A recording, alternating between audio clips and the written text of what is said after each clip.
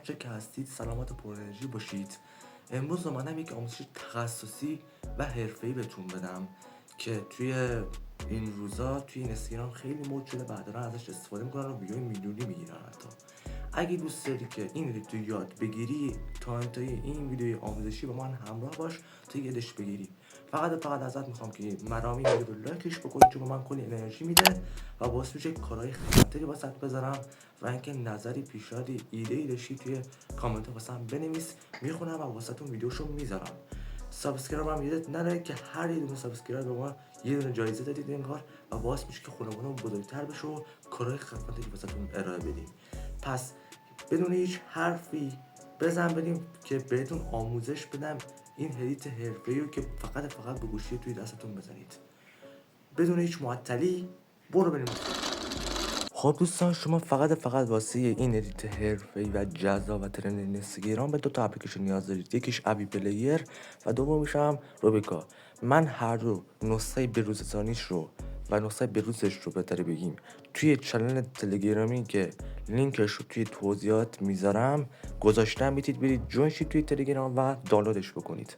حالا ما کافیه که وارد روبیکا که شدیم، بعد که وارد روبیکا شدیم از قسمت پیام رسان روی ضربین بزنیم و توی جستجو سرچ کنیم کدای ابی پلیر و هر کدوم از کانالی که خواستیم رو بالا بیاریم. حالا فرقی هم نداره. حالا من یکی از کانال رو بالا آوردم از قبل و یکی از کدا رو دانلود کردم. حالا کد چیه؟ همون کدی که ما واسه یک ادیت حرفه‌ای نیازش داریم. و حالا شاید بپرسی که این کدا چجوری طراحی شدن. یه سری طراحی میکنن و تو این کانالا به اشتراک میذارن که مردم هم بتونن ازش استفاده بکنن و نمودارهاش هم بالا میذارن، همونجوری که میبینید نمودارهاش هست. حالا ما چجوری میتونیم از این کد استفاده بکنیم؟ کافیه که روی کد ضربه بزنید و اینجا دو تا گزینه واسه شما میاره که باید ابی پلی رو انتخاب بکنید. من ابی پلی رو انتخاب میکنم. وقتی که انتخاب کردم اینجا از قسمت 3 نقطه یا بهتر بگیم 3 خط روی ویژوالایزر میزنم که واسه ما نمایش اصلی رو بده. خب این الان فضاشه. ما از قسمت مداد میتونیم و از قسمت ایمیج، این دو تا قسمت ایمیج میتونیم دو تا عکس، حالا بر فرض مثال حالا سلیقه‌ای میتونیم عکس خودمون باشه، میتونیم از عکس بقیه استفاده کنیم، هر عکسی میتونه باشه. حالا ما واسه نمونه حالا عکسی وارد نمی‌کنیم.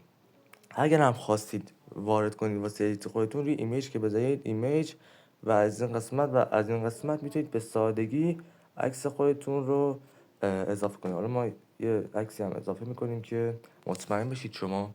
حالا ما برمیگردیم و از قسمت 3 خط دوباره روی این قسمت میزنیم و آهنگی که ترنده رو انتخاب میکنید. یکی از آهنگای ترندی که میری روی کلیپتون میخوره، یعنی بیسش و بیتش و اینا، و انتخاب میکنید و وارد میکنید.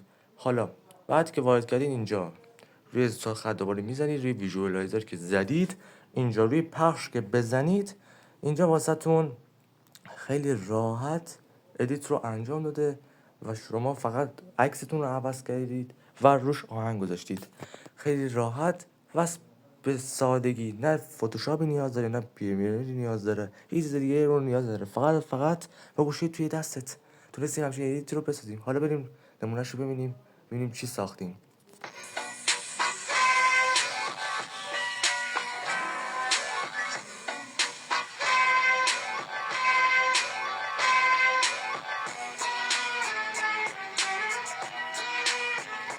خب همونجوری که دیدید یک ادیت جذاب به ما تحویل داد. حالا شاید با خودت بپرسی که حالا من ادیت رو زدم و انجام شد، چجوری ذخیره‌اش بکنم؟ کافیه که از قسمت این بالا روی این فلش رو به پایین بزنید و روی اکسپورت بزنید و منتظر بمونید که دانلودش بکنه. و آره دیگه، خلاصه این مورد از این ادیت. خب دوستان، این از این آموزش امیدوارم که بتونید با این اپلیکیشن ادیت های بسیار خفنی، حالا چه با عکس خودتون چه با عکس دیگران، بتونید بزنید و انجام بدید. دیگه نه نیازی به سیستم خفن دارید، دیگه نه نیازی به اپلیکیشن ها مثل پریمیر یا فتوشاپ اینا دارید و خیلی راحت میتونید با همین گوشی توی دستتون به همین سادگی ادیت به این جذابی رو بزنید. امیدوارم که این آموزش واسهتون کاربردی بوده باشه و جذاب بوده باشه.